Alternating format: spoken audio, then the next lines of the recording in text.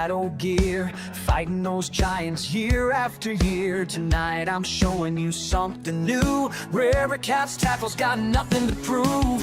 Built by fighters who know the game, tested in battles that earned their name. J&S signature, that's what we trust. When monster cats strike, this rod's a must. You paid your dues, now raise stakes. This is the moment, the change you'll make. No more players fall. This squad's built to brawl. River Cats tackle, answering the call. When giants strike, we're standing tall. J&S signature leading the way, breaking the limits day after day. No more playing small. This squad's built to brawl. Howdy doody. What's going on, people? I know what's going on. They complaining because we 5 minutes late, like we're not worth the wait or anything. Yeah, we got Greg Burgess, we got Jason Cutter, we got Lisa. I seen Creo in there. Who else we got? Catch Chris Fish is with in. us. Yep. Glad he's home now. Got H. Lee Osborne. Yep. And V. And yep. I think you got him. We got What y'all up V. to? Ow. Just waiting for somebody. The usual. Waiting for somebody to notice who's on the panel. I had to come home to reality.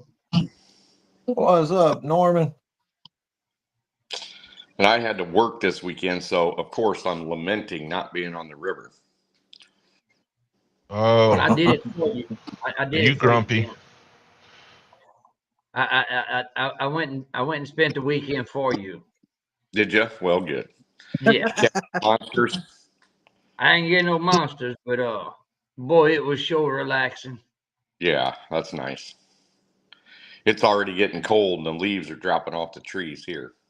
Well, we waiting for it to get cold, which probably is going to be around 45. That'll be cold for us. Mm-hmm. I think Still this week it's going to start hard cooling off, isn't it? No, in the 60s all week. At High night. or low? Low. Okay. Highs in the 80s, upper 80s. Yeah, you guys usually got about 2 months on us. Yeah. Oh, yeah. I thought I'd seen something about like some Arctic front or something mid-October. Man, I don't count on it. Oh well. I know. Further north of us, it's already leaves. They're full blown fall now. They got leaves changing color. We got leaves changing here, but not as fast. Yeah, but our lows are in the 40s, but Lance, I'm ready for that real cold weather. Lance, you live almost in Canada. I mean, really? Where's the Green River? Well, which one? I don't know. Mike Greenwell posted it. So is there one near him? Yeah, there is. There is. Okay. Well, I know there's one in Michigan and there's one in Oklahoma, and there's possibly one in Ohio. Or thereabouts. Yeah, 90 pounds out of those areas sounds pretty damn good. Yeah. Yep. Well, we've got the annual fall migration, which puts them in different areas than usual. Yeah. I mean, that last pool on the Ohio right now should be filling up with fish more than it is any other time of year right now. Should be. That's just a theory of mine. But, based on, big tributaries that come into the Mississippi River and other things like that, they'll start ducking into there. Like right now, they're ducking into some of them are coming out of the Missouri and some of them are going in the Missouri. Lots of movement. He said Western Kentucky, Southern Indiana. There you go. Okay.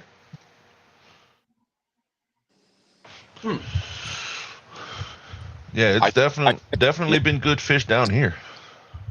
Well, and your area is just going to get more full. Yep. As the days go. I'm waiting. you guys have Look, more Captain fish. Dave.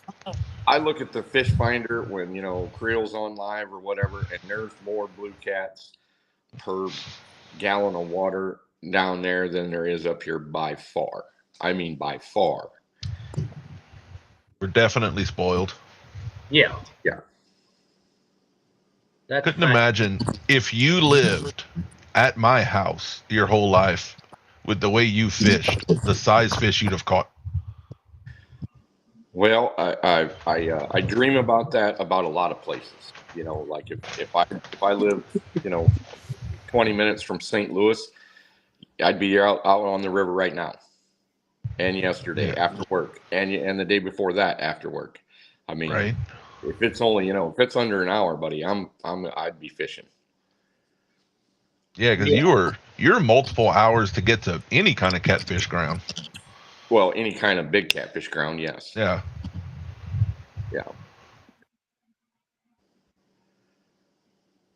That's what's in the cup, Norman.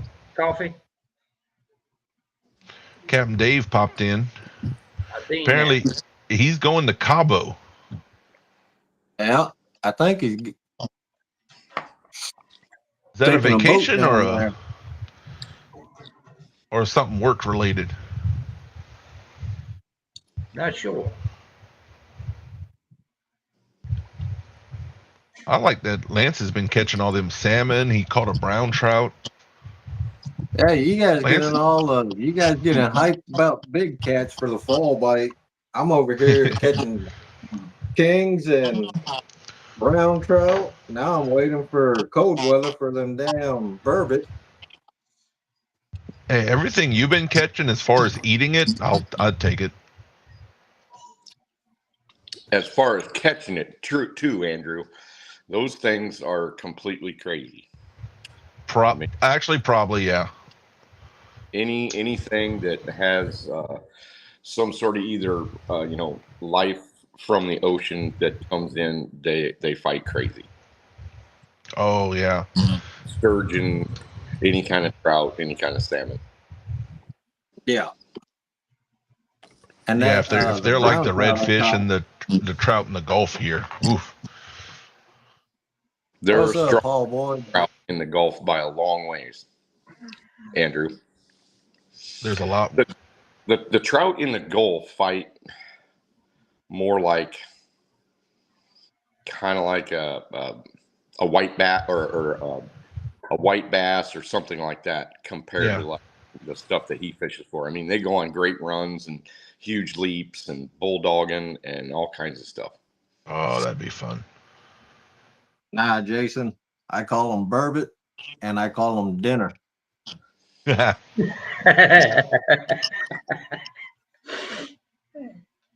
said burbot. All to it. Dinner. Well, I guess you eat them raw too, Lance. Never tried it. Oh Lord. Well, I guess while we have Epic on today, we'll go at the normal question and answers. Anybody you got questions for him, he's here and he loves answering. I'll start my first one. We talked about it the other day backstage after the Golden Whiskers live. What's the advice for this time of year? Water temperatures are cooling down. Fish are moving. Things are changing. Yeah, they are. What's the advice for target differences come from last month to the next few months? Well, most of it's going to depend on water level. And water levels right now, as we know, over most of the country are devastatingly low. So I don't normally mark giant fish hanging out in what I call the abyssal plain. So that would mean, like if you go off the first ledge or even the second ledge and then down into like 50 foot of just flat water, and I don't, usually the bigger fish are going to be tucked tight to some sort of contour or cover. But that has not been the case as of 2 weeks ago. There was some there, but there were more fish just hanging out on the abyssal plain. So I watched a video of Jerry Parker's today where he was basically throwing out off a big rock pit. And I haven't talked to him about it yet, but I'm suspecting that that's kind of what's going on, where you've got more of the big fish moving downriver and just sort of filling in on spots. So as we go into it, somebody like Jerry, that's quite a ways south of me, is going to have a shot at more big fish than I would if I'm there. So right now, I can tell that the downstream migration is more because Sean and I stopped above the, and there was more fish above the dam than there was at any time we checked it during the summer. So they're basically are on their way down back through the dams, which is and pretty soon they'll be pretty devoid here, but start to gather like a traffic jam effect in the south. Okay. So fishing, taking note of the areas that don't normally hold big fish in the big deep plains up here can pay off. Now, I suspect that they're always in those big deep abysses down by where you guys are at, 50, 60, 70, 80, 90 feet. Am I correct on that? Yeah, I've got plenty of that. Yeah, and they'll suspend at different depths within those abysses, but yeah, they'll be somewhere around them, But around I the edges found of it. the spot I wanted to get on, I couldn't do nothing with because of the wind. I mean, I had 9 mile an hour, 10 mile an hour winds this weekend. Yeah. But on the last drop of where off that point tank, that big hole. Yeah. Off that, there's there's 3 ledges. You got the first one, it drops down to about 25 to 30. And then it drops again to about 65 or 70. And then when you hit that third one, it hits 120, 121. They was all in the 121 foot of water, but they was about 30 yards back downstream of that ledge. Really? Yeah, they wasn't up against it. So, John, I call that resting area. So basically, anytime I see them off of a wing dike that is similar to what you just described, maybe not as deep, but when they're sitting and hanging back away from the drop of the ledge, they're just basically resting.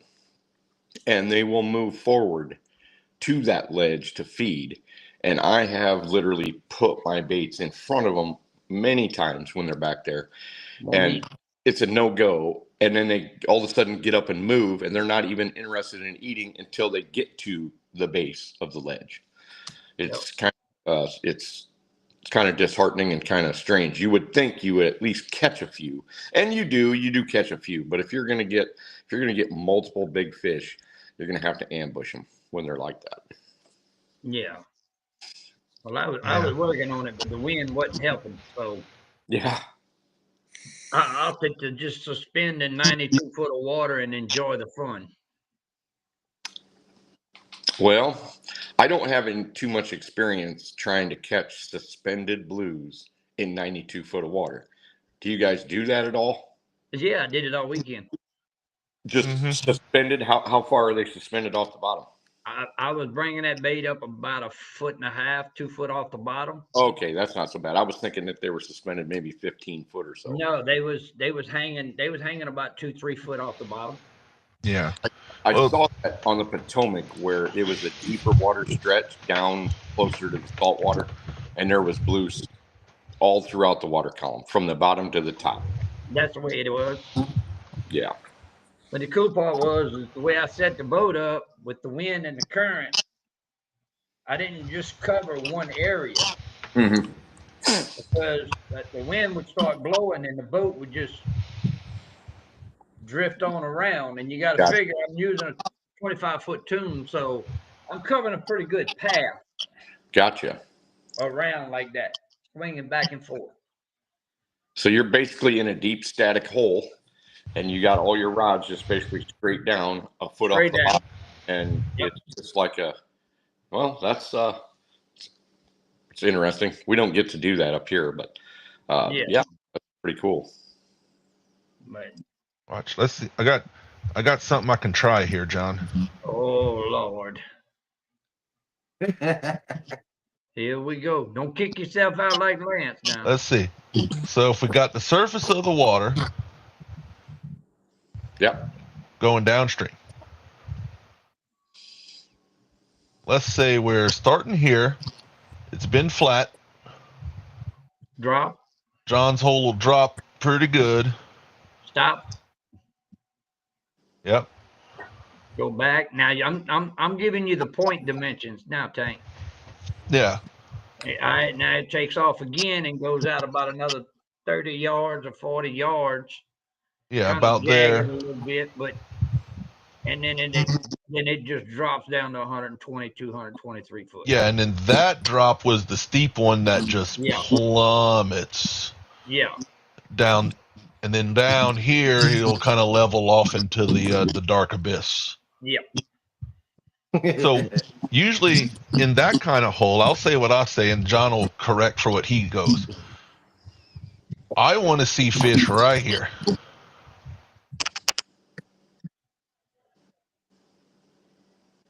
That'll get me excited, is when they're right behind. So you take a bait and you bloop, bloop, bloop that bait.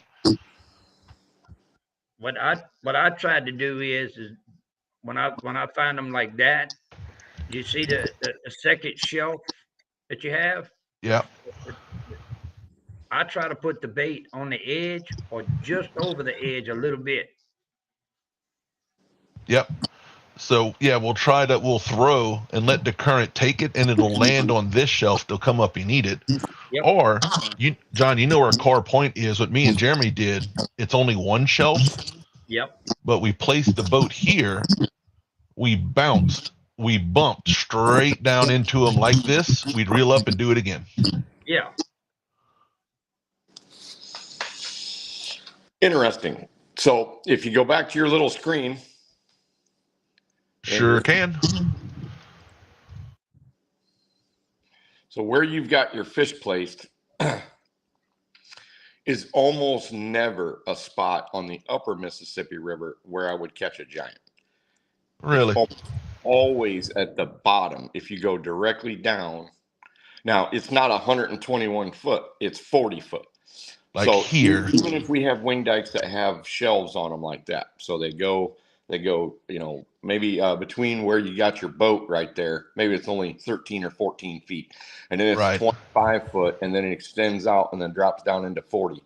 I would be catching the giants at 40 right there, right where you drew that big donkey right there. Yeah, that's a donkey. Yeah. Yep. Yeah, John's hole is more like 40 feet at the boat, 30 feet shelf, and then just massive holy crap. I like it. I'd love to fish it someday. All you gotta do is get here. All right. Yeah. I'm working on trying to do a Louisiana trip with you boys this winter, and let's hope I can get it done. And me and Jeremy's spots, because most of our personal spots aren't quite on the river. Mm-hmm. So instead of, I can't erase. I'll do a different color. If it starts here, ours, come on, red. Give me something. I'll just draw a second black line. Oh, wait, no, I don't know. I found the problem. You didn't have a pencil. Yeah. I'm not good with paint. There we go. You need me to do that? Here we go. So me and Jeremy's spot, it'll do the same thing, but it'll come off shelf slightly, and it'll kind of do this. Yep. It's like not as steep, but there's some ridges. So the fish could be like here, here, here, here. It'll be suspended at different levels.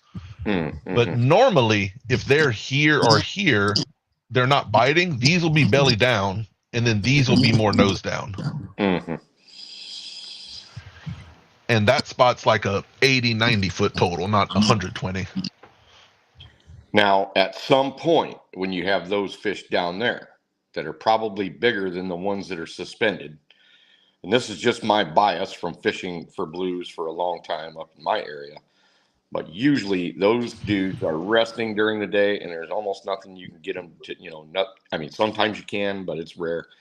But other than that, right about an hour before dark, here they come. They get up off bottom and they go straight into that first rise, and then maybe they'll come up. But I don't have giant fish coming up those wing dikes very far.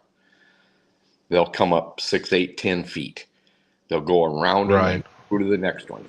They'll stay out in the main channel and not even get behind them when the water's this low.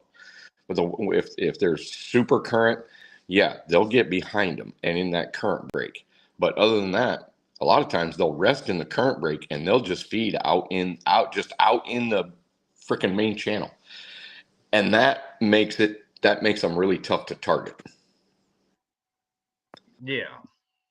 Well, I got that hole we was just talking about is about a quarter of a mile upstream from a bait spot that I use. Nice. And then there's a hole right below that spot. I tried to get on it, but it's right in the line of boat traffic, and I wasn't expecting a boat to be passing every 35 minutes. Yeah. And when he says boat, there's a lot of wave. Yeah. It ain't kayakers right there. Mm-hmm. And I just couldn't get on it because I'd have had to steady move. Oh, and yeah, go ahead, Andrew. I was just saying the spot I described as being Jeremy's that looks like that. Remember where I told you where it transitions from Mississippi to red, where the water temperature changes? That spot is at the spot where those two meet. And Jeremy told me the other day, one time he saw a 12-degree difference from one side of the mud seam to the other right there. Oh, yeah. So here's my other question, too. How prevalent are the skipjack down there? I mean, they're just not very prevalent up here. They have been in years past, but I have not seen good skipjack population up here since before the Asian carp. And you got a lot of Asian carp down there, and I wonder how the populations of skipjack are doing. Can you see them on your fish finder? Do you know where they're at? What's the situation with those? My skipjack runs a hit and a miss. But Okay. in that area, I'm not worried about the Asian carp too much because there's about 6 or 7 gator that hang out there. So All right. that kind of takes care of the Asian carp for me.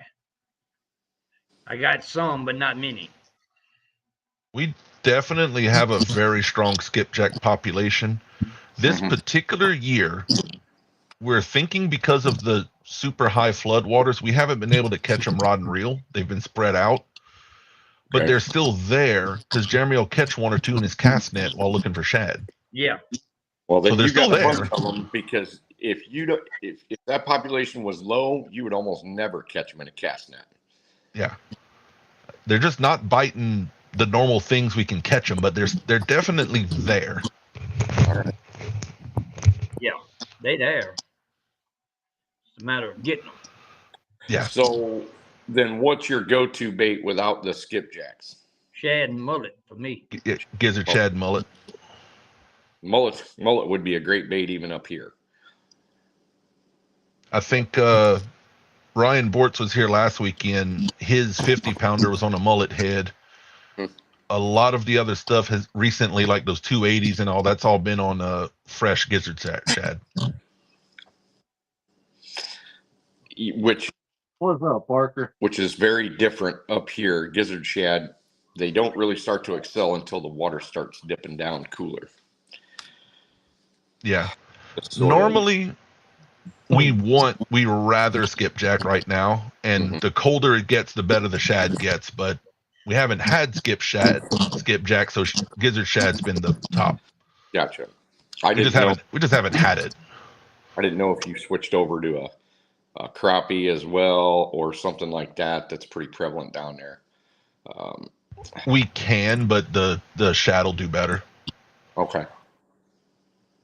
Yeah. And I'm talking 10-inch gizzard shad. At least he's been catching on average. Mhm. Now the striped bass tank, the barfish, you know what I'm talking about. Yeah, Yep. alive, I love him. I made a I like cast. them cooked too. Probably had somewhere in the neighborhood of about 30 pounds. Oh, in the cast net? Yeah, Oh man, and that was How big is the? About What, a foot on long. on the striped bass? Yeah. About 3 to 5 pounds. Oh, you got. Are those hybrids down there? They was like that. Yeah, they're hybrids. Yeah. yeah, we have hybrids and white Hey, bass. just throw that whole thing out. What's that? I said, just throw that whole thing out. 5 pound, that's all right. Well, if you were chasing just monsters down there, you might be all right just to cut one of them in half. But believe it or not, I've never Matt caught a Ryan. fish on one. What's that? I've never caught a fish on one. Really? Tried it. Yeah. Huh. Tried Me- that. And another thing I've never caught fish on down here was carp. Really? I'm serious. We've caught live white bass, like a small live one. Yeah. The headpiece we can catch something on. The body, it's like there's not enough blood or something. We Yeah. I don't never mess- catch on the body. I either cut them in half or I don't use the rest. But the white bass heads are on my top probably 8 bait list. Yeah, and carp. We have in an emergency filleted some Asian carp and made like some fillet strips or something out of it, and it's caught something. It's definitely not. That's an emergency if we do that, but it'll catch something. Yeah. I mean, if I can't catch anything else, I'll use it. But Yeah. other than that, it doesn't do any good for me. Yeah, if I have skipjack, gizzard shad, and maybe 1 or 2 mullet in the boat, I'm not going looking for anything else. That's it. Yeah. Yeah, I don't blame you. Did you see the video that I put out with those small Asian carp? All No. Asian carp. If I can Yeah. get, if I They're can only get about 8 long. Oh, that's some Jerry Parker specials. Those things. 6 to 8 inches, and what I've found when I've been able to catch them is don't cut them, don't do nothing, just hook them on hold and throw them out. Okay. I cut them right at the anal hole. Well, So the- believe it or not, well, on my end, it's different because if you Okay. cut it, they don't bite it. Okay. All right. But you can throw that booger out that long hole, Yeah. and it ain't gonna take 15 minutes on the bottom, and he's 8. Yeah. They perform really well for us. They're But hard to we don't catch. have a shot at it. We don't have a shot at them, but maybe once or twice a year because they outgrow it so fast. Well, they go from a hatchling to a fingerling within 6 weeks. Well, they go from that 6 to 8 inches in 2 weeks to 12 inches. Yeah, Ooh. Yeah. That's why they're hard to find at that size. yeah. I can find you all the 30-pounders you want. Oh yeah. They'll jump in the boat with you. Yep. Just drive around a little bit slow. There's one of the attachable headlights on Jeremy's boat. 2 weekends in a row, at least a 40-pound Asian carp tried to knock it off. Well, they bad about that. Oh my God. Gabe got in the old boat when there was no full windshield. Gabe got hit in the ribs with one. It actually did hurt him. Well, that ain't too bad. I was doing about 25, and one got me upside the head. Ooh. On the pontoon? No, I was in a 16-foot Oh, Cajun special. Good thing my legs was underneath the console. And that Asian carp died when he hit your hard head, huh? carp didn't stand a chance. Over with. Well, I'm waiting for- You just figure what I done to it because it landed back in the boat. I'm waiting for chat to have some questions for Tim. Usually we get a few. Come on, guys. It's all right. So, do you guys ever go target alligator gar since you guys got them down there? I have tried, and I am having a lot of trouble getting them on rod and reel at my house. A Okay. couple of the local guys said ours are pretty hook shy. Now, if we go down to Greg Burge's house south of me, you can catch all you want. Or like around Venice, just for free, catch all you ever want. Gotcha. Like, look at Ryan. If anybody's friends with Ryan Bortz on Facebook, just check his recent pictures. He left our house, went down there, and caught a bunch. Well, and that's what made me think of it because I saw Ryan's videos about that. Yeah, yeah. Those ones a little closer to saltwater, they catch them all the time. They consider them a nuisance a lot of the times. They catch them so easy. Yeah, down in Memphis, Hey, that damn Asian carp, they beat the hell out of Randy's pontoon. Did you see the ones that that gar Pat caught the other night, Friday night? Oh, that was a good one. I can probably find that picture in a minute too. Yeah, just 4 or 5 foot long. Let's see. Yep, I'll pull it up here. We have a couple of good RCT pictures in a row. Right there. No window. This one. There we go. All right, yeah. So that's Pat's son. They caught a sheephead. That was probably in Bay St. Louis. Yeah. Cody got him a flathead. Oh, I think 2 pictures ago. Apparently his dog was playing with it in the water. Let's see. Yeah, there it looks like a crimson red. Oh, come back here. Hold on. We'll flash through a few pictures. Okay. Is that the big one or is that the small one? It's hard to tell. I'm not sure. I think it's the big one. I think so. Yeah, that's Pat. That's not the kids. So yeah, that's the one of the bigger ones. And Pat got some big old hands too. Yeah. Yeah. Look how bulgy he is behind the head. That's a big one. Let's see. Then we got Jerry Parker with an 81 this weekend. Yep. Mm-hmm. Another. That's a fat gar. That's a meaty gar. Yeah. Spotted gar. That's the same kid at CatCon we had connected to a rod and reel and a harness. Yeah, that's Caleb. If anybody's curious. Nice. I'm being brave today. I'm scrolling through the pro staff chat. Good luck. I'm gonna stop there because I think I know the next couple coming. Good luck. Whose picture is that? That's a nice variety. That's Randy. That's Randy? Okay. Yep, Randy Swain. I think that's Randy. Yeah, it was Randy. Yeah. That's Randy Bible. That might have been Randy Bible. They got like one of every color of RCT rod. Yeah.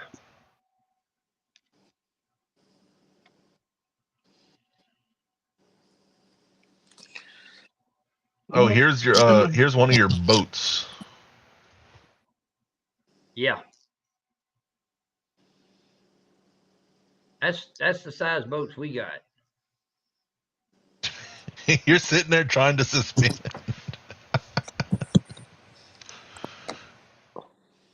So what's your boat in? 90 foot of water right there?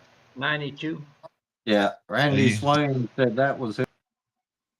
Yeah, you dead in the middle of your hole. The camera's looking at the opposite side of the river, Tim, where that's the inside bend where the camera's pointed. Gotcha.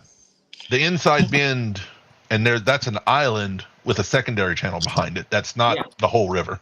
Okay. So how is that secondary channel? Is that a flathead area or is It's it shallow. It's Real very shallow. How shallow? Right now it's probably about 7 foot. 7, 8 foot. Yeah, that's a little. Now, if your edges were 7 or 8 foot and your center was 15 or 20, I would say that's great flathead habitat. But at this point, 7 foot It's Just pretty much flat all the way all across. sanded or silted in. Got it. Yeah, that river silts in really heavy if it's not outside bend. But yeah, that's me and Tank was talking about that because he knows the area where I was at on the island, and he remembers what it was last year at this time when we went. And I was explaining to him this time what it is, and he's like, "Wow," because where I was at last year was a big hole that was cut out in the sandbar that you can go in and park behind it and not have to worry about anything. Well, Yeah. that's all flat ground now. There is no more hole there. Mhm. And it had to put 20 something foot of sand on top of what was there last year. Yeah. Yeah. It's ridiculous. Yep. And believe it or not, a lot of that sand comes from clear the hell up here. It'll march down like nobody's business whenever we get floods. Yep. Yeah. Oh yeah. Sandbars change every high water.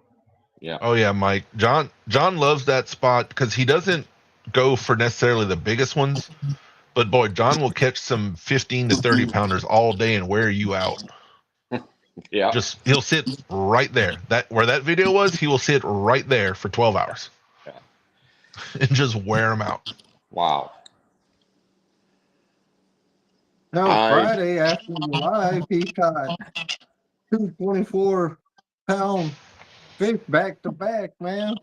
Well, when I went on live with Stan, I caught a 35, a 34, and a 17 in less than an hour. Nice. And then Just the live suspend drift. You were just suspend drifting your little thing. I was just suspending right there. The live, when we ended the live, right after he ended the live, I doubled up on 2 24.5s. Yep. And a half. Not Yeah, just a believe it or 24, not. 24 and a half. And you can ask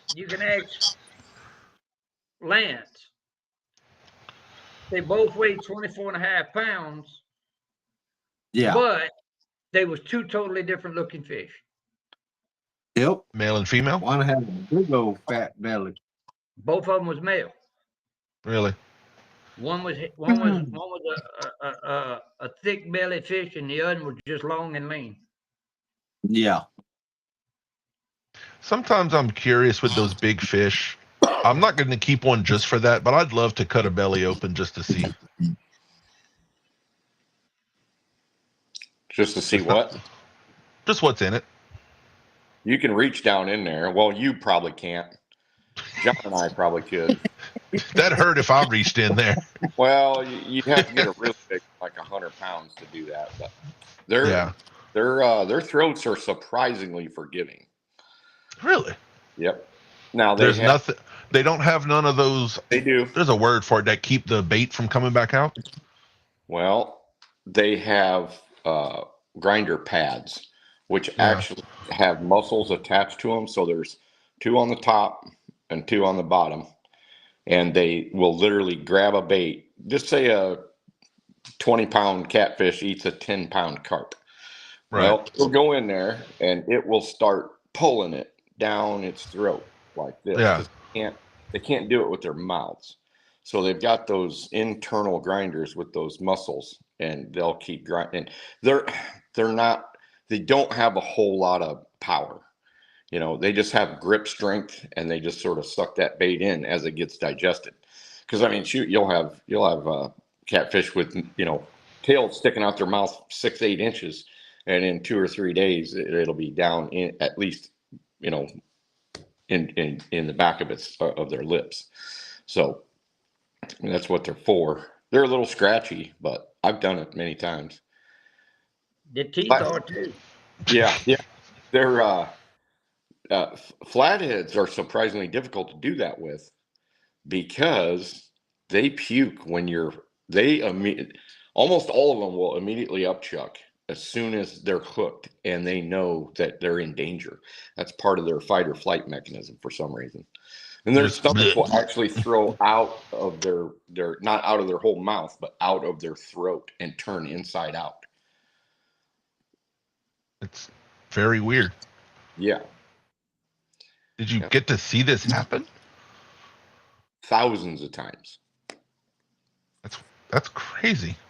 That'd be a really cool video. Matter of fact, when you catch a flathead, if you hurry up and look down its throat, and most people don't, a lot of times you'll see the stomach just right past the grinder pads, and it'll just slowly go back in. Yep. Hmm. Spire and say, "What's What's up, up, Spire?" man?" So Man, we're he had What's a up, close call the other Spire? night, Tank. What I did? Huh? Spire had a close call the other night. Oh God, what did he do? Well, you know, his mom and pop come in the other night, so he had to go get Yeah. from the airport. Well, they dropped him off, so he's clucking along about 75, trying to get home fast. You know, tire rod in fell off. The Mercedes? Wow. No, he'd have been in the Tahoe. Yeah, in his Oh God. in Wilbur. Yeah. Not Tahoe. What am I saying? Yeah. No, that's a Toyota Sequoia. Yeah, it's a Sequoia. I was thinking Yeah. Toyota, Yeah. and I said Tahoe. Yeah. Oh Lord. So the fishing is so different between where I fish and where you guys fish. Here's some actual proof. So as soon as I got River Cat's tackle rods and Spyron's Ancient Mariner reel, right after the trip I took Joe to, I started throwing that particular rig to the fish that I could reach. And 90% of the fish, I actually started doing it before that. It's just I couldn't reach the 72-pound fish that Joe caught with me. I couldn't reach it with a short rod. But I've caught every single fish of note on that rig and almost none on the rest. So that will tell you that I'm having to memorize where those fish are by the time I anchor and throw specifically to them. Hmm. And they haven't gotten up, they haven't moved around, and they haven't come and found baits. They just haven't. Every fish has come within 10, 15 minutes of the throw this year. I haven't had Wow. any that sat there for an hour and didn't move the bait to try to get it better in the face of that fish. I haven't had them like travel. I haven't seen them like get up and go underneath the boat like they have in years past, because the water's been so low. It just dropped. It plummeted so far, so fast. They just didn't have to, evidently. Just a very weird year. But to go into an area and have more than 3 or 4 fish worth targeting at all, it didn't happen this year. Like within casting range, I could not get on a situation in my area where I could find 3 or 4 fish that were above 40 pounds. And you say within casting range, you're fishing from a boat. Yes. What prevents you from moving the boat? Well, like we were talking before, if I know the answers. I'm just asking. Yeah, if I go down, if I go farther and chase them, I can only target 1 to 2 fish. I can't try to target all 4 or 5 fish or 3 fish or whatever. You see what I'm saying? Right. Mm-hmm. So I'm still doing kind of a happy medium within casting distance to be able to get it in front of their face, but I was still using down rods, and I think I only caught 1 fish on a down rod all year. And usually, I mean, a down rod is one that I put directly underneath the boat, ledgered to the bottom, but the bait's up off the bottom, either 1 foot or 2 foot. And when the fish move, we'll get some devastating, hits on those because they've gotten up and moved and they're still concerned about eating. When I see them moving this year, especially later in the season, they weren't interested in eating. They were just moving, and they were moving fast. None of this slow stuff, like usually you'll see them come into your screen real slow and you'll just mark them. And they look like the long Loch Ness Monster thing. Yeah. Nope. These things were moving about probably 1.5 miles an hour. Wow. Swimming, about their mile and a half an hour, which sounds fast, but for a fish, it's not. Wait, Sparring, are you asking me a question? Yeah. Yeah, so V, I believe this is a question. Okay. Tim catfishing in the winter. I guess she's asking you for winter catfishing tips. Where she is, there's central Ohio. Mm-hmm. It's already about to hit freezing temperatures. You know, not very long. Mm-hmm. Well, with blues, I have not targeted a bunch of blues in the winter because, I mean, I've tried it, but usually that's my super busy season. It's not as much my busy season anymore, so I'm going to try to go down to Louisiana in the winter. But in her area, I do have a lot of friends that do target them in the winter, and they basically do the same thing as they do in the summer, only a lot slower. You know, if they drift or if they drag or if they, you know, anchor, they will find an area that's kind of a likely wintering area, mark fish and get on them. And the only thing I don't love about the winter up in our area, mine and B's, is that the bite window is so damn short. Might sit on a pot of fish and they may only bite 1 hour a day. And Yeah. it might be good, but sometimes when they do bite, they're biting kind of half-ass. So it's not, I mean, winter fishing is not all that great here, but when you go down farther south, I mean, if I was in Chris and V's situation, I would probably try it on the Ohio, but I'd most likely try to go take a look at that last pool on the Ohio. Past the Where they're last, migrating. well, it's the fact that I think that population is going to bolster because they're going to duck out of the river that they spend the summer in and go up in there till winter. So love me some winter fishing. Parker's in the range of decent wintering areas. I mean, Yep. I have looked at my area with the fish finder for entire days and not marked a single fish.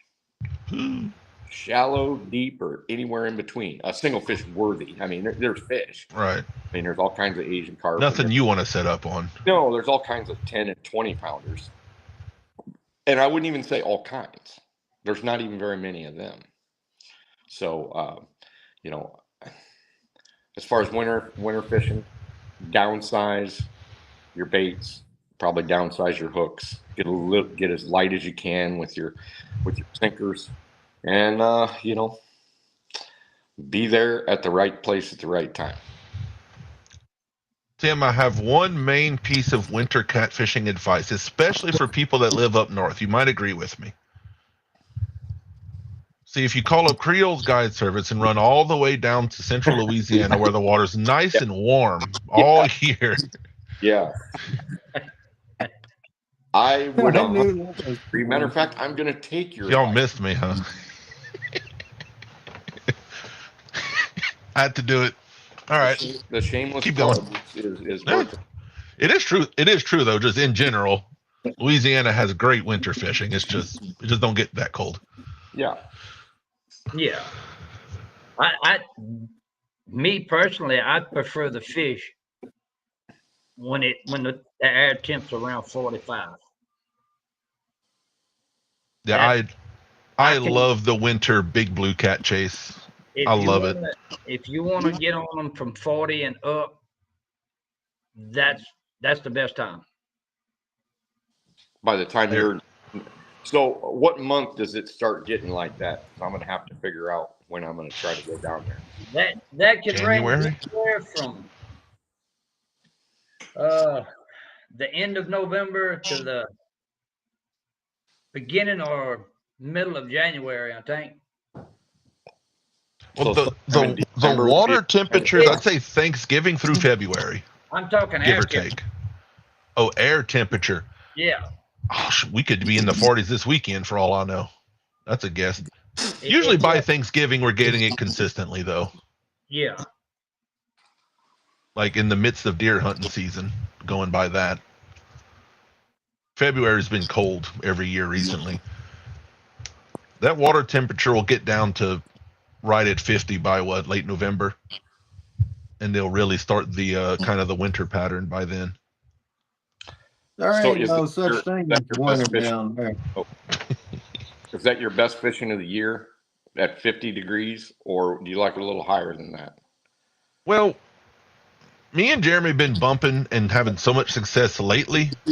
Mhm. It's hard to say. Besides the particular bump and bite in our bumping spot, which is kind of its whole own thing, Mhm. historically, that cold water go to our big ledge holes in the winter is our let's go bust some PBs and catch some monsters. Historically, that's been it, aside from our recent bumping success. Well, I'm more interested in that than a fish a minute. That's for sure. You know, as far Oh, as right. catching big fish. Uh, what about you, John? Is that your preferred in your area when the water gets down to 50? I don't worry about the water temp. I worry about the air temp. Okay. Once I get around 50 and below, that's when they start moving better and doing better on my end. Gotcha. I got a buddy that does a lot of bank fishing down south, and his best off the bank so far is, I think, 69 or 70 Hmm. off the bank. And he'll fish all summer, but he's like me. He says, "Man, I'm waiting for that first good 50-degree night. I know it's going to turn on." Hmm. That's the bigger fish start moving in when it does that. Yeah. Yeah. I mean, there's a long way between where I'm at and where you're at. And the Yeah. big fish start pushing down and down and down. And your population of big fish, when that water gets cooler, is going to go up. I wouldn't know how to quantify it. I wouldn't know how to say, well, you've got 3 times or 4 times or 6 times as many big fish. I don't think there's any, even the DNR doesn't know about that. The only way to do it is be a specific, telemetry study and and deal with big fish from stem to stern and see how far they go. Then you could quantify how many more big fish get down into your area. But there's no money in that, so nobody will ever do it. And what me and Jeremy call our spot is locked off by dams and everything. Mm-hmm. We gotta go a mile and cross the dam for the hard migration to become a thing, which is a pattern we're going to try a lot harder for in the near future. We're trying to expand. Good. You're going to need to. Yeah, we're purposely, except for when he's on a guide trip or something like that. If it's like just me and him, we're doing experimental, learn more stuff fishing. Yes, that's very important, especially if you're going to guide.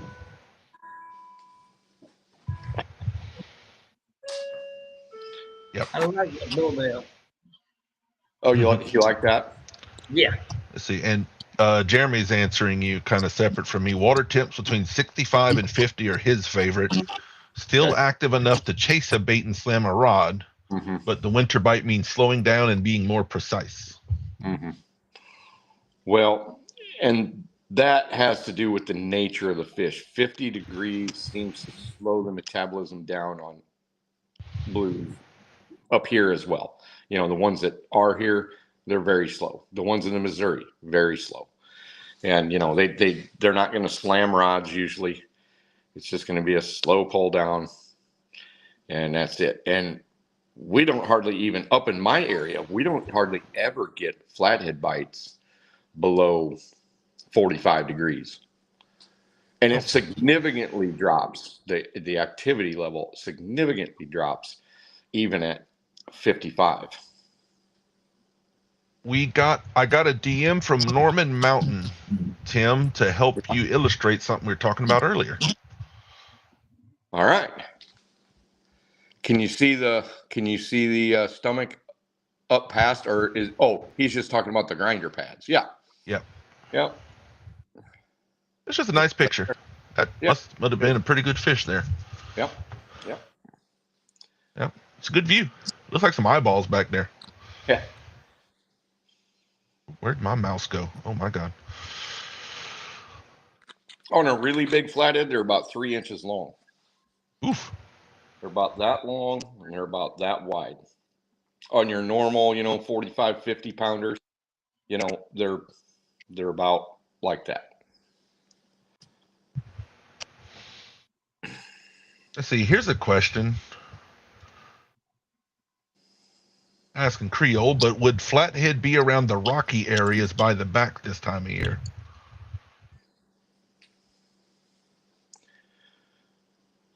So that's going to be a John question, or is it a me question? Well, he was asking Creole, and Creole said that's a great Tim question. Okay. Well, right now, the flatheads, the water is so low, most of their habitat is out of water.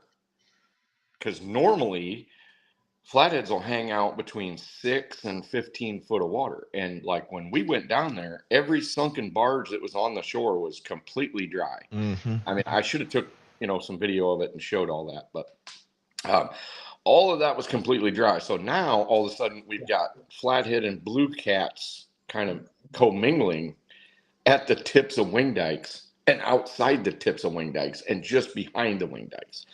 So as far as rocks are always a good bet. If you can find some sort of rocky shoreline with some decent depth and decent current, but as far as flathead location right now, it's going to be deeper than it normally is because the shallow water has got no current on it. Yeah. Jeremy said that person's question is coming from a reservoir. Oh, so definitely. So anytime. Which one, Jeremy? Anytime you're dealing with flatheads and reservoirs, if you take the current out of the equation, now what you got left, you got cover and structure of the lake. So you can focus on, old river channels if they're defined, if they're silted in, not so much. If you can find wood cover or rocks, and every big fish flathead expert that I've ever talked to, that is their strategy. I mean, there's a lot of them, they'll fish from shore and they'll kayak baits out, and then they'll use their GPS to drop these baits right on these wood piles and these rock piles and things like that, and then just go back to shore, almost like they do with shark fishing. Yeah. He said Lake Norman, if you happen to know it. Yep, I know of Lake Norman. Haven't fished it, but with the what is that new sonar?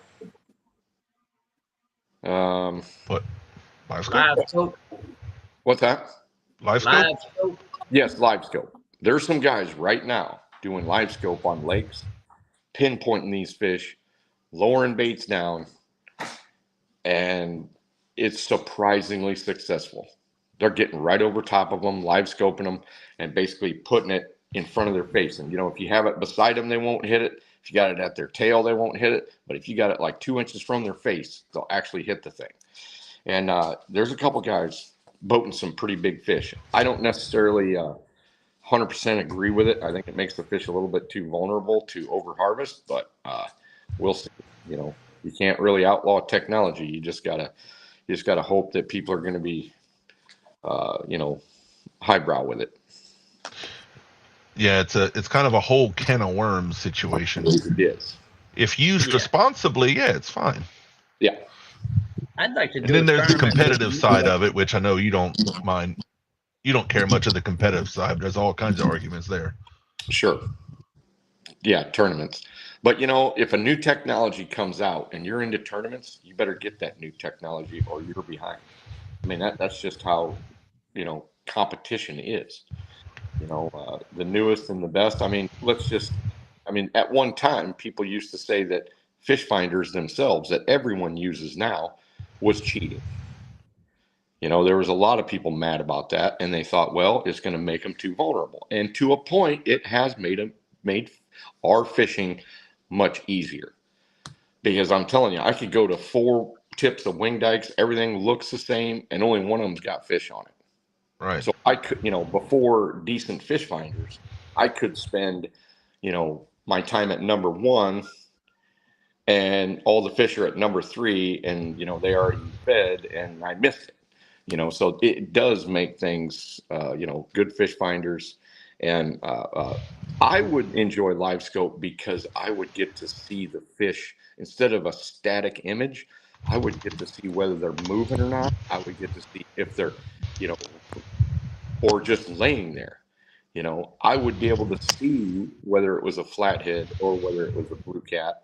because I know for a fact I sat on some pretty large flatheads, not this weekend, not the weekend. Well, I think it was the weekend before, but anyway, I'm pretty sure I sat on some pretty large flatheads and I didn't have the right bait for them. I should have just went and tried to get some live shad and came back down onto them, but I was really focused on some giant blues. And, you know, I didn't have moon eye either. I could have went and thrown for moon eye for them. But, you know, with my limited time, I tended to focus on the big blues. Yep. And even if you know they're there, like with live scope, got to get them to bite. Yep. I think it was last year at Vicksburg or somewhere. There was somebody that we knew had live scope. They were looking at a big old blue down there. They were drop shotting right on him. Nothing they could do could get him to bite. Eventually, they got mad. They said they popped him in the forehead with the weight. Yep. Wouldn't move. Wouldn't move. I believe it. I've seen it in tanks many times. I've seen it with flatheads where fresh baits and they haven't eaten for 7 days and fresh bluegills just the right size are swimming on their lips and it won't do anything. Yeah. Nope. Start to wonder if somebody's gonna get so good with it they just start snagging them, but they snag them right in the top lip with a hook and go, "Look, I caught it." Well, that's already been done. That was already been done when they were doing that supposed wintering flathead stuff and in fishermen years ago. They were all even that they were biting, but and maybe a couple of them were, but not the amounts that they were talking about. They do it. They use live scope to snag paddlefish, spoonbill. Yep. Yeah, I bet they do. They are. Yeah. I wanted just to find bait. All those gizzard shad we've been using was because Dustin that lives near us found the shad with his live scope and told us where to go. And it was a spot we don't normally try to cast net because there's some current there. So you have to find little tiny current seams where you can actually throw the cast net. Mm-hmm. But sure enough, they're piled in there. Well, gizzard shad do like current, but they like plankton more. So they're more on the plankton than they are on the current. But if you can find a place that has good plankton and good current, you know, not catfish current, but just enough, it's usually a pretty good shoe-in for some big shad. Our normal gizzard shad spots absolutely is what we do. These spots are actually, John, he's cast netting at the fence by the hydro. Yeah. Like, Yeah. I've considered casting from the bank right there already. I did it a couple weekends ago. I crawled down there. You have to buy a cheap Walmart cast net because it'll tear it up every throw. Oh, I know. It's just a bunch of current rocks and trash, but apparently the gizzard shad want to be right there right now. Well, you just described almost every place we have gizzard shad in the North Country. Current rocks and trash. Yeah. Yeah. Current rocks and trash. And you're risking your net about every time you throw. Oh, yeah, that's what it's been. I think last weekend he popped 3 barrel lines and he had to fix to go today. Yeah. So do you guys have marinas down there that you can throw net in? Not me. Shoot, our rivers don't even have a single dock at the boat landing, much less a marina. Where do people keep their boats? Everybody Their own trailer? house. They all At trailer. home. Okay. Mm-hmm. Yeah. We have a few marinas up here that'll be, you know, shad and Asian carp, gar and carp area. You know, they won't have moon eye, they won't have white bass. Well, sometimes they will have white bass when the shad are a little tidy when they first hatched. But you know, as far as shad, that's one of our better areas. Lagoons, marinas, gravel. The guys down south in like the brackish water, they have some, and yeah, they get all they want. Yeah. Of all kinds So of stuff. where do y'all get your mullet then? You got to buy it? No, Catch it in cast the net river. it. Okay. They're Oh, they'll just come right up- up along the bank. Nice. I mean, what a great bait. I mean, they're fairly cylindrical, but I mean, shoot, they're 6, 8, 10, 12, 14 inches. You know, I mean, just Extremely tough. Yeah. You cut him in half. Wow. One of my favorite live baits because they are the hardiest fish I have ever seen besides maybe a garfish. They'll survive on a hook for 12 hours. No problem. Mullet? Yeah. Oh yeah, So easy. you guys No throw 'em- problem. John, cool do you throw them for flatheads? The cool part about a mullet is if you leave and you put him on live and you figure you want to leave and go to your next spot, you can reel it up and just leave him hanging there and run for another 10 minutes, Jeez, set up and drop him back and he's good to go. Oh yeah, that's a great bait. That's like a super bait. I do it. That's my favorite live bait for garfish when I do my noodles, because he'll pull a noodle all over the place. At the end of the night, if I don't catch, I'll unhook him and let him go. He's still alive. He just got a hole in his nose. Well, that's pretty tough. Oh, that mullet's tough. So once again, John, do you use them for flatheads down there? Look, I'm not gonna lie to you. I have no concern for flathead. Okay, I all right. Some guys don't. I have. Well, I was telling you the other day, we're not great at flatheads yet, but that's on my list of things I want to use. If you get the opportunity to come down, Tim, Yeah. I got some spots you can look at, Okay. and I know for a fact that a 65 come out of there already. Okay. Well, I mean, there's going to be some big water's going to have some big flatheads. That's all there is to it. It's right in an eddy. It's in a 90-degree bend, and all that old revetment. And So crappy, dude. this is a spot that's still tank. I don't know if you remember it or not, but back in the day, they used to put asphalt instead of revetment. It broke up too much. Yeah. Well, it still has asphalt, broke up revetment. I mean, Ooh. yeah. Well, you're not fishing it on the bottom then. Oh yeah. Yeah. Oof. The way I fish it, I mean, he's gonna get the bait and he's gonna run and he's gonna break the anchor off anyway. Yeah. You just run that break off dropper Yep. and let it go. Yeah. Yeah, those spots are nasty. I don't think we have any. Jeremy might, if he's still listening. I don't think we have any asphalt spots on our side. It's all been redone too recent. Yeah. Well, this spot hadn't been touched in the last 40 years? Yeah, that's what I was about to say. Yeah. After like the flood of 73, they picked up their game on all that kind of stuff. Well, I can tell you for a fact, this spot hadn't been touched since 73. Probably, if it's full of asphalt. It's still full of asphalt. It's still got asphalt there. Yeah, most of our waters were created since then. All like our outflow channels and all our stuff. Yeah. But yeah, I watched a video on that revetment stuff not too long ago. It's very interesting. In Simsport, between the bridges? That I believe. I'm not even. Oh, no, I don't know exactly where it was, but they showed how they made it. They showed how they put it out there. Mm-hmm. I've actually watched them do it. Epic. Neat. That's pretty It's cool. crazy. You'd never believe that big whole setup would just back straight out in the river. That is crazy. I saw that on that video and I was like, huh. Yeah, and how it just dumps off of it. I think Jeremy's helped on some. I know he's built like wing dikes and a few things. He's helped on projects like that before. The different construction companies. Yeah. Jeremy's seen a lot of weird crap get built. You ever watch? I don't know if any of y'all have. I don't know if y'all seen it or not. But have you ever watched them slope the bank? Yeah. No. Man, there's a bucket on there bigger than the. I guarantee you that bucket's 25 foot wide. And they'll take that crane and they'll swing that bucket up and they'll catch that bank and they'll just gradually bring it down according to the graph that they're going off of to run it. What's up, Randy?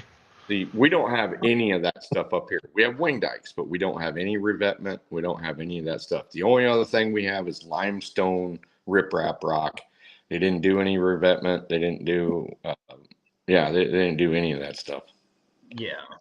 It's kind of cool right now. The water's so low you can see so much of it. Like if somebody doesn't know what it looks like, I Yeah. can go take you a picture so easy, like this. Where I know Danny Stone and them fish, they're standing on revetment. Yeah. The water's so low, they're standing on their revetment casting out.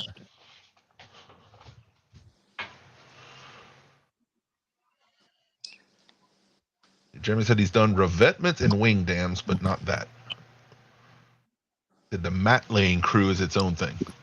Yeah. It is that. It's a pretty wicked operation to watch. I know it. It's cool. Dad, the hydro dam, he remembers when it was built here, and they drove down in a truck to the base of it. He remembers seeing what the big fans and all looked like. Yeah. That was when we first started fishing, trying to figure out what it looked like over there. Nice. But yeah, they use, I think it's 14D 10 dozers to Wow. hold that mat set up in place. Nothing. Do they There's do? some little do ones. they have dredging barges down there? I'm assuming they do. Yep. Hmm. That's the only other thing they do up here. And I mean, I'll get to the river and there's a whole new pile of sand right on the river. And they don't throw it far enough because when it floods, it washes that sand right back in the river. So, Yeah. Well, that's what they do down here, Jim. They just pump it out in the middle. yeah. They Oh, just pump it out. Yeah. Yeah. There's Is a it- couple of spots like in New Orleans and major channels where they'll spend the money to like barge it out, but it has to be a really, really major spot like down there. Not They'll not barge like where the we're sand fishing. out.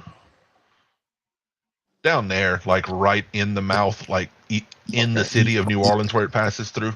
Yep. Yep. Yeah. It's a lot different on that end than it is up here. Yeah. You see, because they got to keep the ship canal open from the mouth all the way up to Baton Rouge. Yeah, by the time it gets there, there's just so much damn river silt coming down. It wants to fill in. Yep. Well, I mean, that's the nature of every tributary that runs into another river. I mean, the mouths always get, if they're a live system.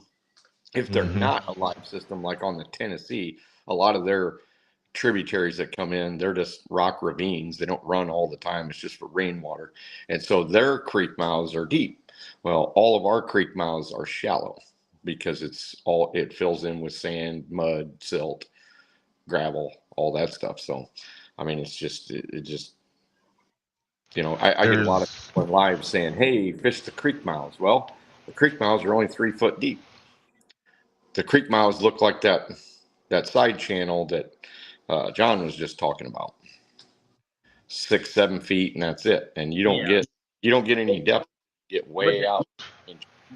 But the cool part about that section on the backside of that island tank, Yeah. Sonar.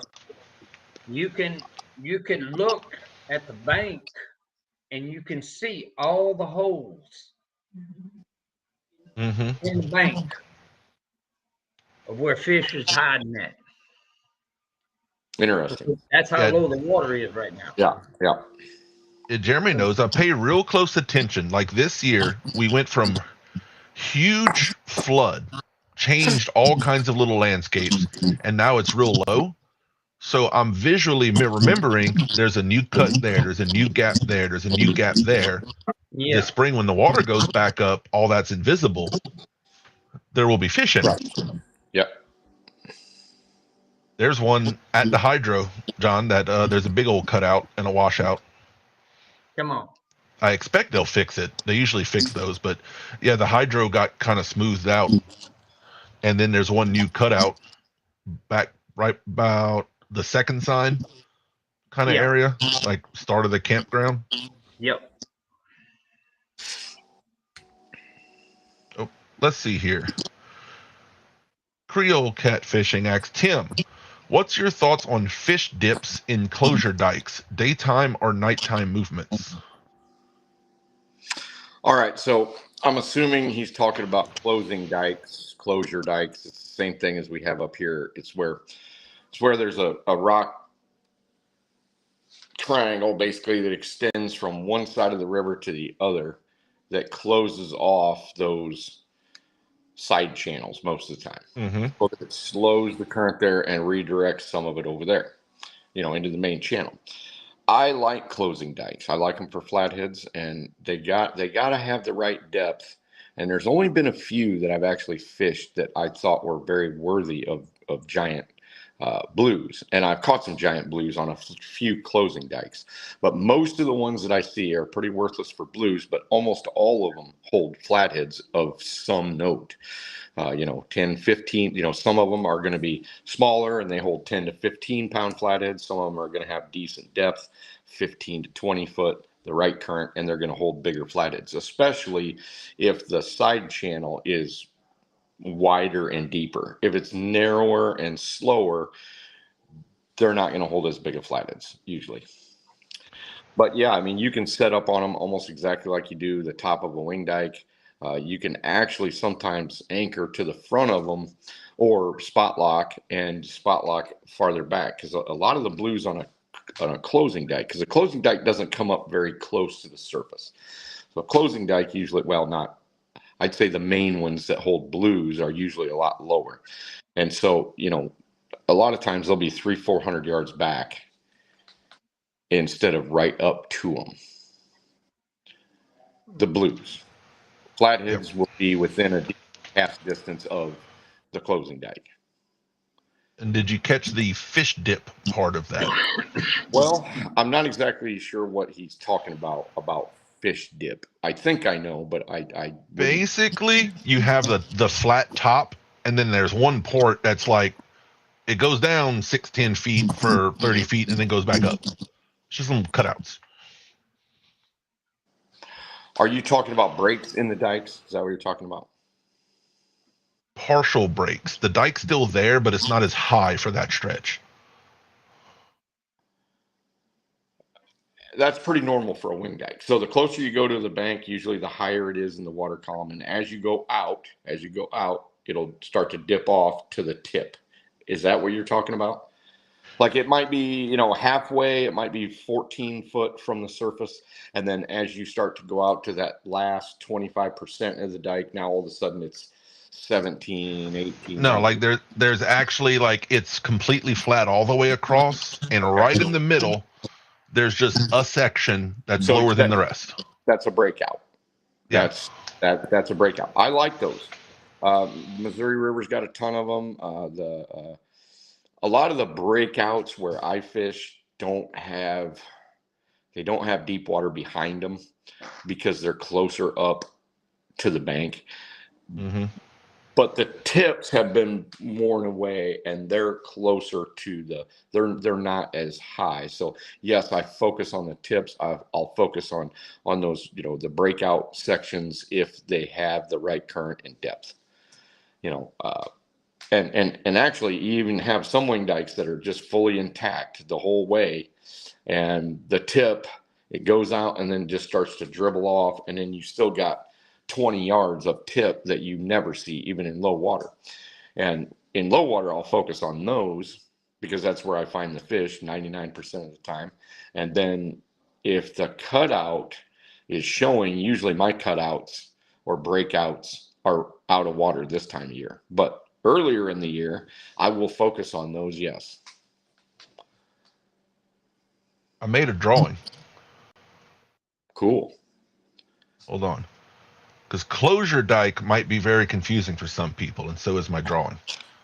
So the river's going from right to left. This is, say, the outside bend of the Mississippi River. Don't laugh at me. The big brown spot is an island created. The Mississippi River cuts it going from left and right. So this outside swoop becomes the main channel or the secondary channel, and then like the main channel will pass on the inside of the island. So now you have the whole river cut in half. Mm-hmm. The closure dike, it would be this black line all the way across it. Yep. To slow that water down. Yes, that's a closure dike. And then every now and then, what they're talking about, the break points, there might be a 30-foot gap here where they're just, oh, there's none there. And then 30-foot gap here, a 30-foot gap here, and there's just big gaps in it. Okay, so on closing dikes, the ones that I fish don't have a bunch of big gaps. But I can see how they would down there because you guys get severe flooding when you do. The closure might be a half-mile long, the closure dike on some of these spots. And see, most of ours are only 300 yards, 200 yards. You know, you might have one that's 400 or 500 yards, but we don't have them like a mile wide. Yeah. That's the spots where they say the Mississippi's so wide. There might be secondary, tertiary channels. The river's a mile and a half wide if you include all of it. Yes. Yeah, and we have some pools up here that are more like a lake pool that I don't fish because they are lake pools that are a mile wide. But most of the stretches that I fish are a quarter to a half a mile wide at the most. And I prefer the narrow stretches because it has increased current and usually has a kind of a migration stopper, you know. So anytime you got a wider section of river and it narrows down to a smaller, it's basically a pinch point. Jeremy knew I was looking for one on Google Earth and he sent me a picture. Here we go. That's it.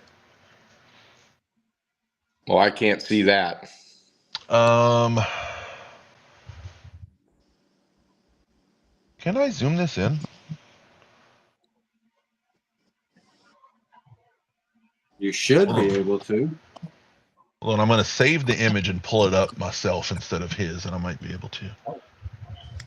Aha! There we go. Now we cooking with gas.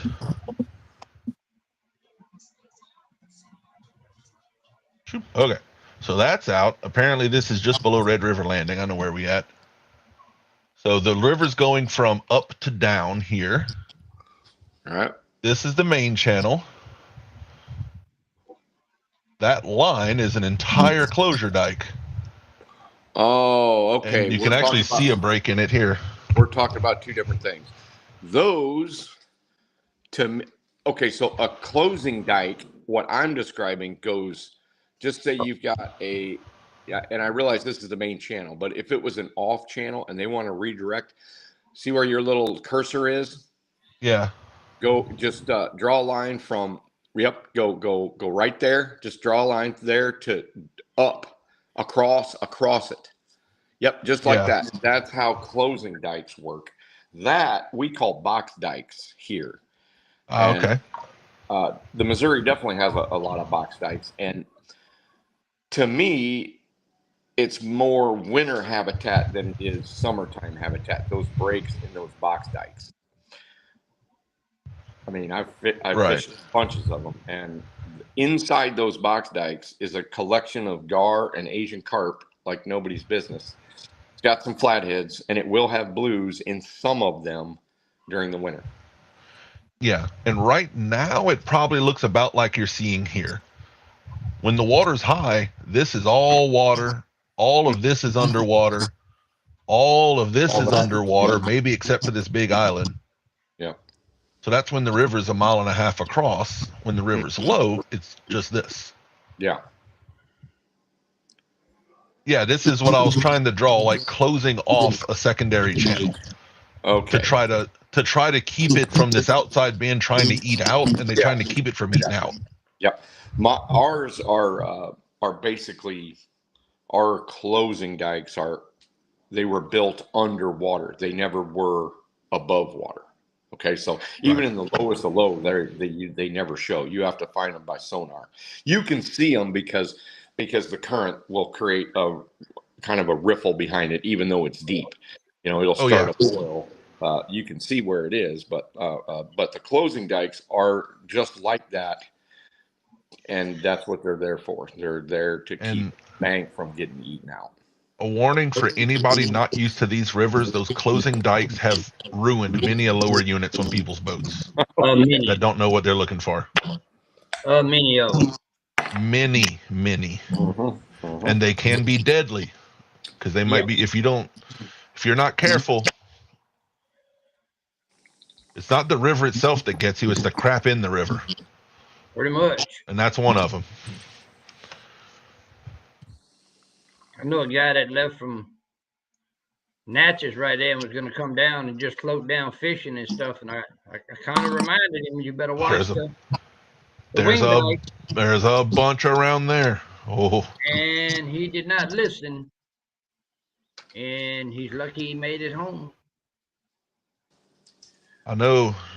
It bent the shaft in the lower unit. Yeah, Jeremy, that's the one we tried to fish. That one. Yeah, because there was Jeremy was part of a project that rebuilt some wings south of Vicksburg that they added 1,000 foot onto. Yeah. And there was about to be 100 boats passing over them before daylight. He was in there warning all these catfish guys, like, please don't destroy your boats. Your navionics isn't updated yet. Yep. Yeah, I have a hard time trusting navionics completely. Not blindly. Nope. It helps, but don't blind trust it. Yeah. No. But now I do have a question for Tim, though. All right. Oh. That J&S rod will confuse the hell out of you with a fish, won't it? Well, I'm telling you, it's so easy on the angler. I'm going to have more experience to be able to tell how big a fish is. You know, I got so much experience with my other ones that are hard on you. Yeah. I mean, really. And you know, it's not necessarily if you're straight in line, but you know, when you're doing that sideways stuff that we have to do with those big fish, you know, we have to get on the front of the boat. You got to point the rod to, you know, one shore or the other and keep that out. That has been a godsend because I'm telling you, usually Sean gets a 50, 60 like that, and he's kind of complaining about his back because, you know, he'll be like, oh, my back's hurting. I didn't hear that with this last fish. You know, and the huge flathead surprised me. Shoot, that even that small flathead surprised me. I didn't think it was going to be that big. Yeah. Okay. Yeah, you didn't get to redo your post with sound yet, did you? Nope. Okay. I was just looking it up to see. When he caught that big flathead, that was the first thing he said.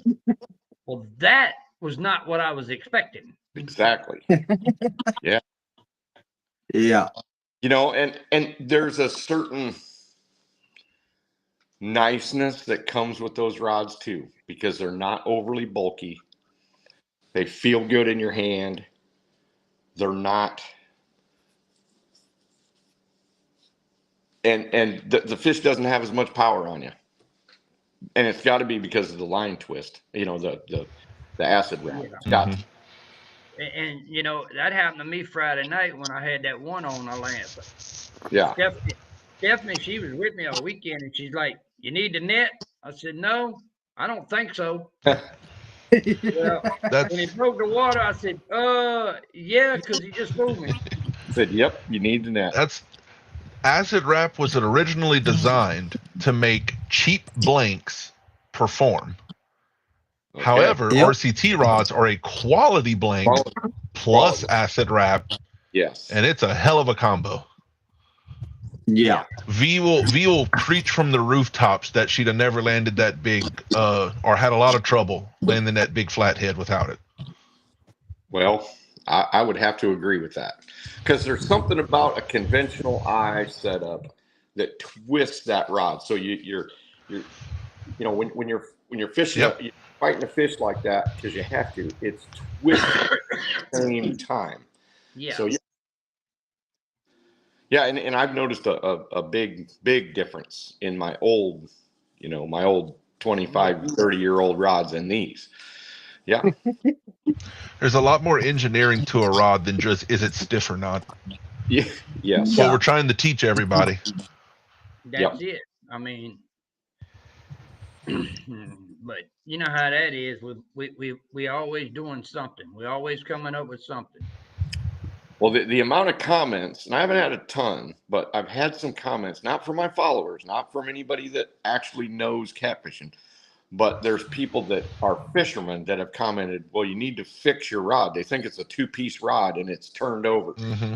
Yeah. You know, I get a lot of that. smart aleck, like just pay attention and you'll know. And not only that is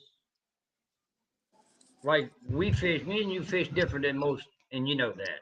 Yeah. And with these rods, you're able to set your reel up right, Oh, I love it. I love it. and your rod, the guide on the chip is where you want it at. Yes, yes, On your old rods, you had to roll it over. yes. And I'm finally not rolling it over. I know, I watched it a few times. Finally not rolling it over out of habit. Look, is it just me, or Tim, do you get it too? I really got to concentrate to line up that rod. I have to stare at it. I question myself if I miss the guide. Oh yeah, when you stringing it up, yeah, you better pay attention. Well, I am Yeah, staring at it. Yeah, when you're doing that. Just passing the line through the eyes. Yep. Oh my Yep. God. Yep. Yeah. Yeah, but I'll tell you, I like them, and I haven't found one detriment to them. Only positives. Yep. Good. And You know, and you would never lie to us. And I'm hard to please. Tell you that. Hey. I would tell you if there was some detriments, if I found something that I didn't like about them, but there's nothing. I mean, I like the handle. I hate cork handles. All mine are cork finished with guts, blood, and scales. You know, all my old ones, and the scales don't stick to this. It's nice. You'll get a scale every once in a while. You'll be able to just flick it right off, but that dry cork will just suck that stuff in. Yep. It'll just create Yeah. blizzards. Yeah, that material came out really good. I call it rubber, but it's not actually rubber, but it came out really good. Yeah, and then if it rains, then all your rods on them cork handles with that 30-year-old bait fish finish, they get all slimy. Yeah. And they tend to pack a little odor with them. Well, that's just my boat in general. Pretty much.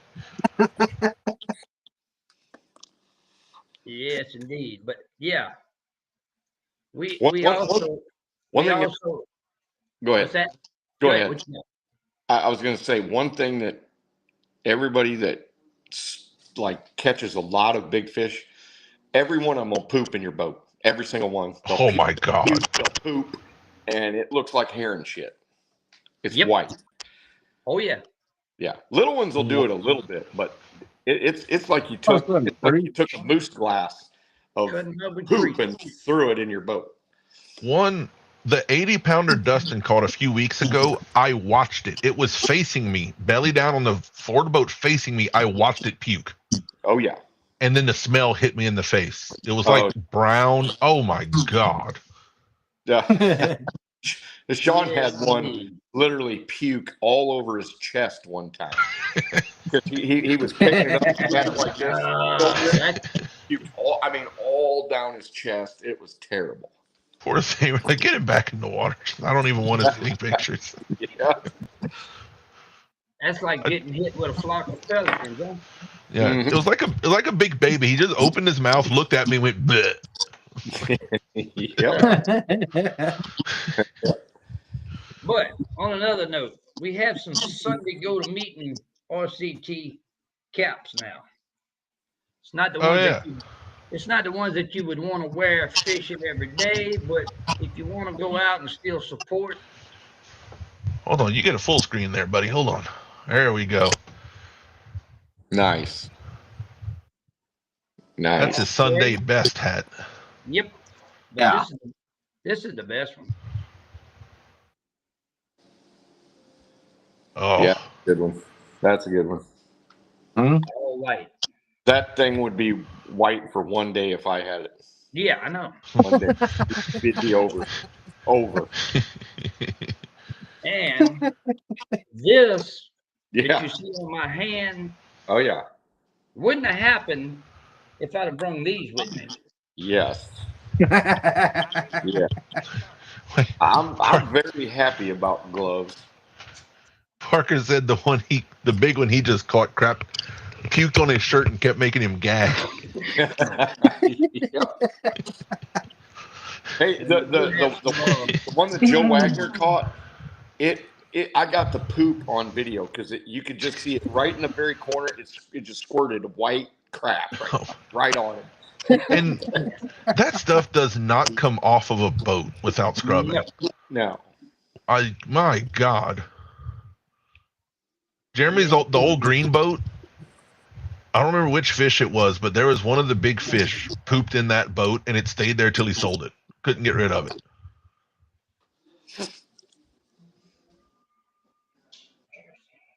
We have some new colors on the jerseys too. Oh my God, John, so much new stuff. Yeah, we changed up a few things. Full screen them again. Yep. We have these now. Ooh. Nice. Yeah. They're different materials. And Is that a long sleeve or short sleeve? that's the long sleeves. And this is more of Cody and Patrick. Hell yeah. You I'm know, always curious what it says on the sleeves just because of that one that came in wrong. they write.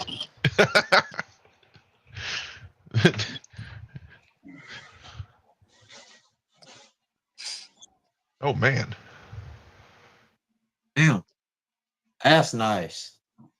I like It is. that color.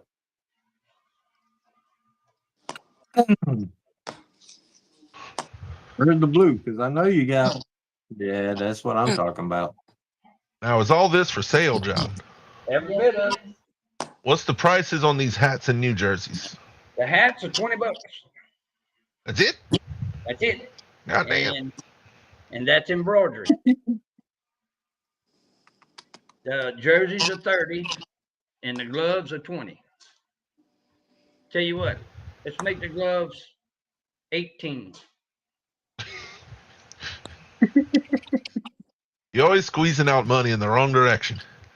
What we got? All right. So if you want any of that, I think the websites we're working on them. That's We do What have one. We do have one other jersey that we're planning on. We're looking at doing, but we're not quite sure. We need to get some input on it. oh. Yeah, Parker, I agree. That orange does look good. Let's see. They all look good, honestly. Yeah, they do. That orange caught my eye.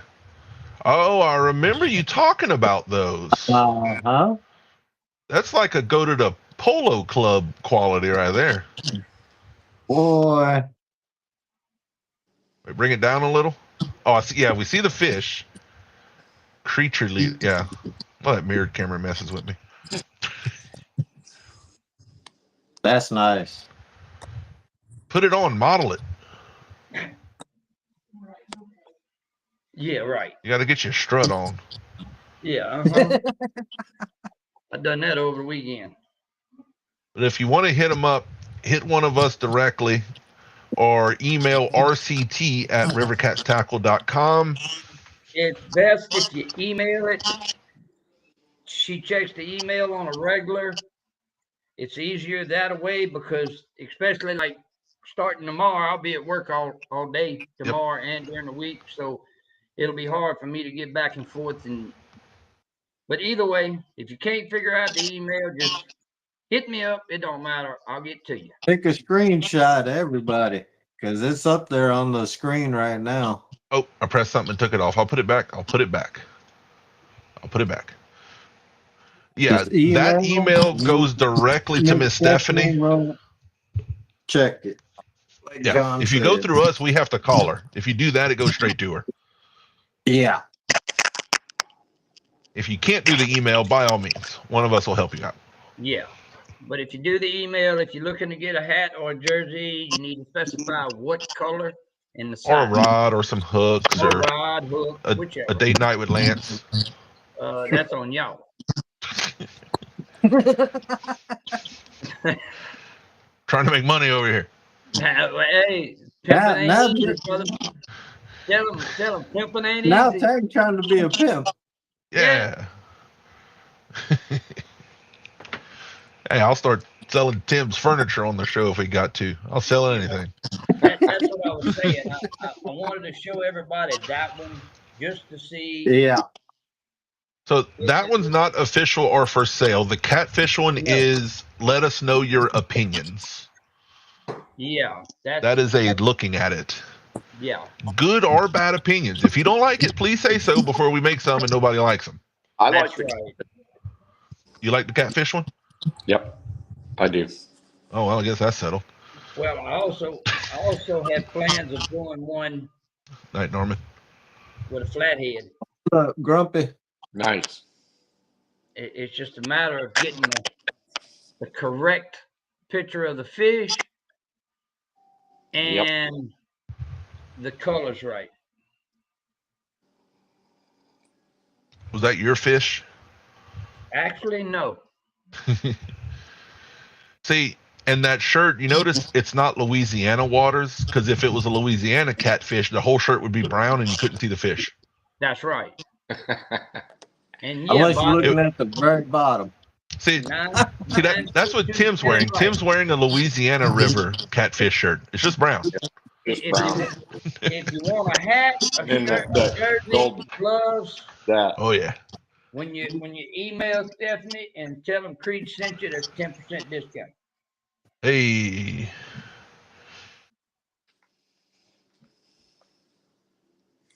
Hot dog, always peddling something around here. Always. We bring up Oh, Tim for Grumpy some Red. questions and advice, and then you pedal gear to him. Well, I ain't peddling nothing, Tim. So it's all No, right, fellas. It's We just kinda use nice Tim as a to distraction. just kind of be able to listen a little bit. Yeah. But Chat was just in listen mode tonight. There weren't that many questions. That's all right. Whenever Tim's on panel, they in listen mode, man. Maybe I should have told more stories. oh, we good. It feels kind of good to just sit back and talk a little bit and listen on. It does after the last 2 weeks. I've worked every day for the last 2 weeks. I'm a little tired today. Oh Lord. Yeah. Parker said for an extra $20 on the order, John will send feet pics. Leave it to Parker. No, Tank will send you the Oh, picture. man, you do. Shoot, give me $20. Yeah, I'll give you the extra 20 if you send a picture of your feet, Tank. I ain't shy about my feet. I don't care.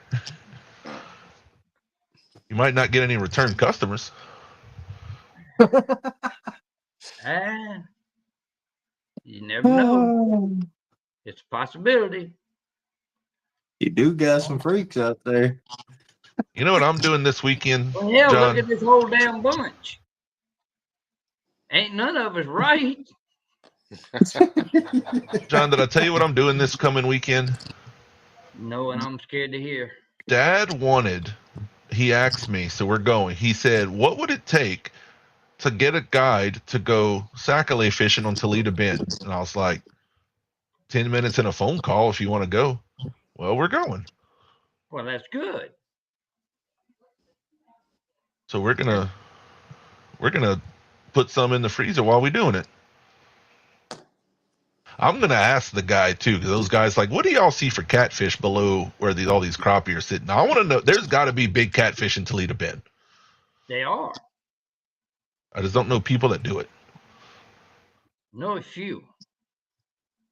Got to be giant flatheads in there too. Like, there's no way there's not. Is there something special about Toledo Bend?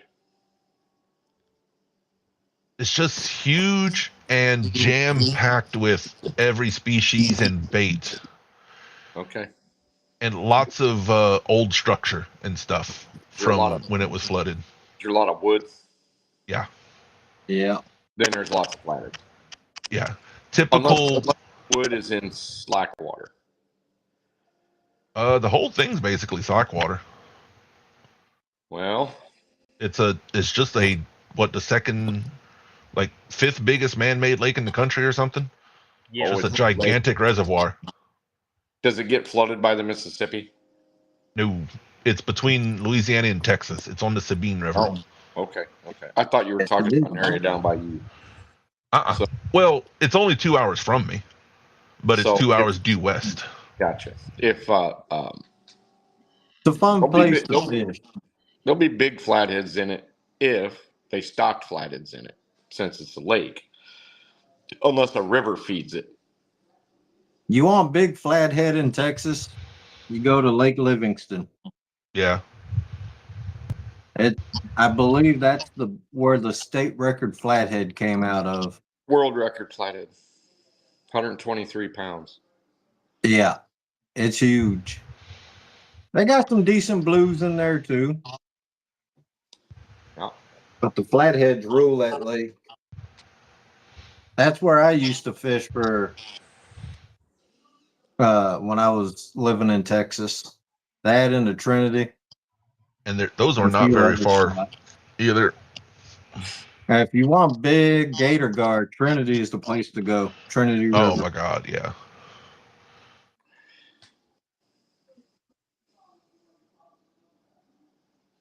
Actually, right behind the Livingston Dam, watched a guy in a 14-footer get pulled around by a gator gar. Oh, and we are creeping up on our 2 hour mark. Yep. Did we miss anything? Something don't Tim wants to believe- say? No, I'm good. Unless anybody's got a last minute question. You'll have Last to minute get question. so tired and I'm full of talking. Yeah, we're trying to at least when we hit the 2 hour mark, be like, all right, we're done. We're good. Yeah. All right, I everybody. know I seen a couple of days ago. Actually, yesterday I was watching YouTube. There's a guy here in Wisconsin. I'm gonna try it. I gotta get me it's a modern day cane pole, but it extends out to about 16 foot. He was using them for king salmon. Hey. Oh, I bet that's fun. Oh man, he was hooking into some nice fish, and what he does usually, he said in his video, what he does, he ties a jug on the bottom of the cane pole on a rope. Usually when the salmon grab on, he hooks into a salmon, they'll run, so he'll just toss his cane pole into the water. and then he'll chase them down. Yeah, for largemouth bass, the only places that could arguably be better is maybe like Lake Okeechobee and then like Sam Rayburn and a couple of those that are near Toledo Bend. World Sam class Rayburn bass is and a crappie hot fishery. spot. World class, yeah. Lake Conroe too, man. It's got some nice catfish and bass too. All right. Well, what you got, John? I ain't got nothing else, buddy. That's it. Tim? Thanks for having Anything? me on. Thanks for Thank you. coming as Yeah. always. Anytime. Yep. All righty. Especially at the last minute. Yeah. Tuesday night, I should be live fishing for brown trout and coho salmon. Probably go live about 6 p.m. That and I'm sounds gonna be tasty. fishing all night. On this channel. Yeah, Lance McCougar. Yeah. All right. Say goodnight, Lance. All right, everybody. Thanks for coming in. Thanks for hanging out. Till next Everybody be time. safe this week. See you next weekend. Please. See you.